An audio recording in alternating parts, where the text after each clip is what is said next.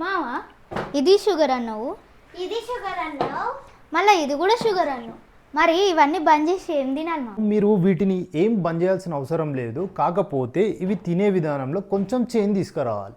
So అది ఎలా అంటే, ఇప్పుడు ఫస్ట్ ఆఫ్ ఆల్ ఇవి డైరెక్ట్ కన్జ్యూమ్ చేయడం వల్ల మనకు 3 ప్రాబ్లమ్స్ వస్తాయి. అవి ఏంటంటే, ఇవి తొందరగా డైజెస్ట్ అవ్వడం వల్ల మన బాడీలో ఫ్యాట్ లెవెల్ అనేది పెరుగుతుంది ఒకటి. రెండవది, ఇది మార్నింగ్ తిన్నావు అనుకో, ఆఫ్టర్నూన్ వరకు నీకు చాలా ఆకలి వేస్తుంది ఇవి తొందరగా డైజెస్ట్ అవ్వడం వల్ల. సో నువ్వు అప్పుడు కూడా మళ్ళీ ఎక్కువ క్యాలరీస్ కన్జ్యూమ్ చేస్తావు.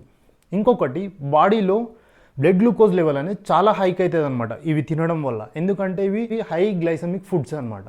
సో అందువల్ల బ్లడ్ గ్లూకోజ్ అనేది స్పైక్ అవుతుంది. సో ఇదే విధంగా మనం కొన్ని సంవత్సరాలు రిపీట్ చేసినాం అనుకో, మనం ఓవర్ వెయిట్ అయిపోయి మనకు డయాబెటిక్ వచ్చే అవకాశం ఉంటుంది. వన్స్ మనకు డయాబెటిక్ వచ్చిందనుకో రకరకాల రోగాలు అయితే వస్తుంటాయి. ఇంకొకటి, మనం బయట పోయి తిన్నప్పుడు ఇప్పుడు బర్గర్ కానీ, పిజ్జా కానీ, మిర్చీలు కానీ, బజ్జీలు కానీ, ఇవి చీట్ మీల్స్ అని తెలిసి, జంక్ ఫుడ్ అని తెలిసి తింటాం. సో మళ్ళీ మనం ఇంటికి వచ్చి ఇవి హెల్దీ మీల్స్ అని చెప్పి మళ్ళీ వీటిని కన్జ్యూమ్ చేస్తాం. సో నువ్వు బయట అయితే అవి తిని ఎంత డ్యామేజ్ చేసుకుంటున్నావు, మళ్ళీ ఇంటికి వచ్చి ఇవి హెల్దీ మీల్స్ అని తినడం వల్ల కూడా సేమ్ అదే డ్యామేజ్ అవుతుంది.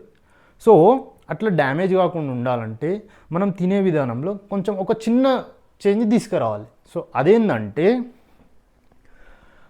సో ఈ మీల్స్ ఏవైతే ఉన్నాయో ఇవి తినేటప్పుడు ఒక 5 మినిట్స్ ముందు ఫైబర్ రిచ్ ఫుడ్ అయిన వెజ్జీస్ని కన్జ్యూమ్ చేయాలి. సో అప్పుడు ఏమవుతుందంటే, ఇవి డైజెషన్ ప్రాసెస్ అనేది చేంజ్ అవుతుంది, స్లో డౌన్ అవుతుంది అనమాట డైజెస్ట్ అయ్యే విధానం. ఇట్లా స్లో డౌన్ అవ్వడం వల్ల ఏమవుతుందంటే, మన బాడీలో ఫ్యాట్ అనేది స్టోర్ కాదు. సో అదేవిధంగా బ్లడ్ గ్లూకోజ్ లెవెల్ స్పైక్ కాదు.